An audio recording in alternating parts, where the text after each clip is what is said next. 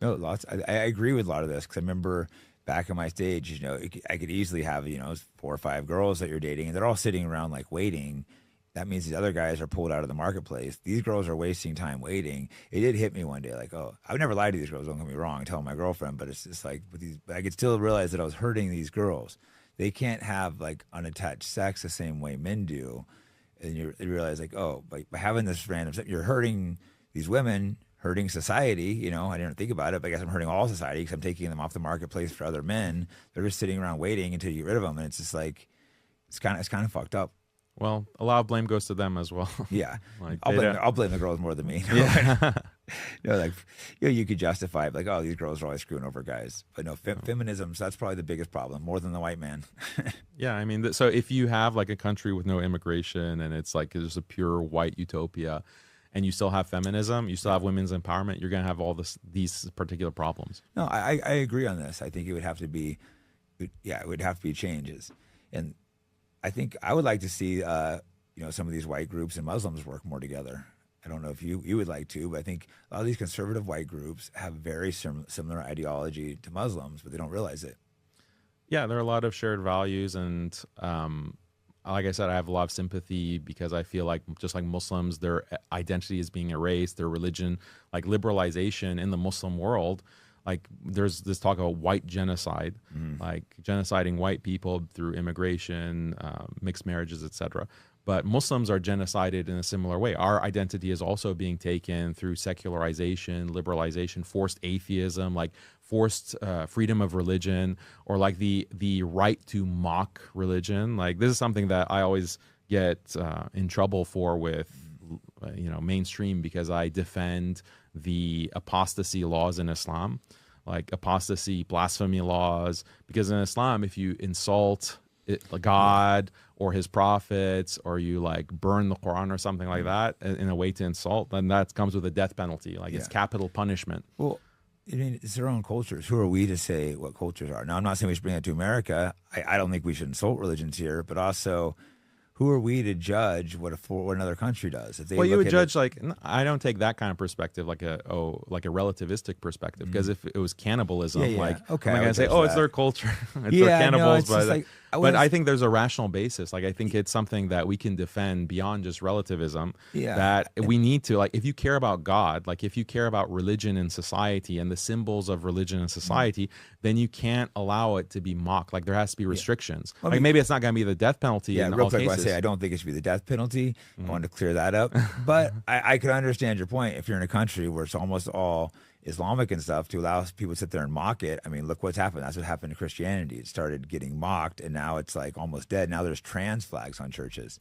Yeah, and I mean that's every society. It's not even religious, but every society wants to preserve its symbols and its identity. So the recent controversy with Trump wanting to ban burning of the American flag, Our First Amendment allows that.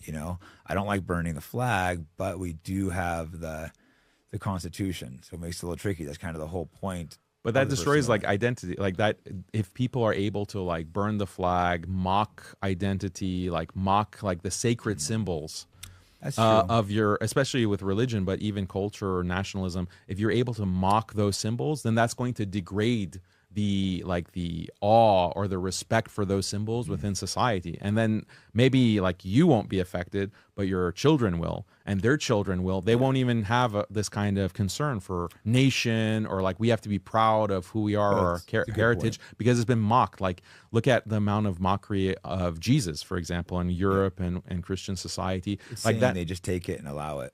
yeah, but that's like that has a massive effect on the kind of reverence or sacredness of Jesus in the eyes of people, right? And so that has a tangible effect on reducing religiosity or even like the character of society, because you allow that mockery of Jesus, or you allow like spitting on the flag or burning it, these national symbols. Like that has, like, if you just allow absolute freedom of speech, that can have a massive negative consequences for the character of your society. And so in Islam, we want to preserve belief in God. We want to preserve respect for religion, because that that's the future. That's the future of if we want our country to be Muslim, if we want our people to be Muslims, our children to be Muslims, we have to punish blasphemy. But then you have Western liberal rights organizations, human rights organizations, the UN saying that, oh, you have apostasy laws, you have blasphemy laws. This is contrary to freedom of religion. It's contrary to freedom of speech. We have to abolish those laws. You have to adopt like liberal democracies in these Muslim countries. You can't have Sharia law. You can't have like a hardcore Islamic law. That's okay. That's Muslim genocide. You're attacking the character and the heritage and the values of Muslims, and that's been happening for 300 years, like since the beginning of the colonial period, and even up to this day. Yeah, I know all these recent wars, or I've been strongly against all these regime change wars over because they run their country slightly different to us. Also, you got to realize America and Middle East is not the same place. Sometimes these places need leaders a little different. You can't run them the same. And as far as the church, I believe in God, but then it's been hard for me to jump to, to be a Christian when I see trans flags flying. I saw Jesus getting mocked. And in the comments, I saw Muslims more upset than Christians that Jesus was getting mocked. That was a moment that was very interesting because I didn't realize that Jesus was loved by Muslims too. Yeah, Jesus is the Messiah. So Muslims believe that Jesus is the Messiah, one of the greatest. We believe he's a prophet. He's a prophet of God in a long line of prophets, starting from Adam, Abraham, Moses, John the Baptist, Jesus, and then Muhammad, peace be upon them all, as the final prophet. So a long line of prophets all preaching the same message of God is one, God is all powerful, all knowing creator, the loving, most just creator. So and we should worship him. Like that's the central teaching of Islam. And Jesus has a special role.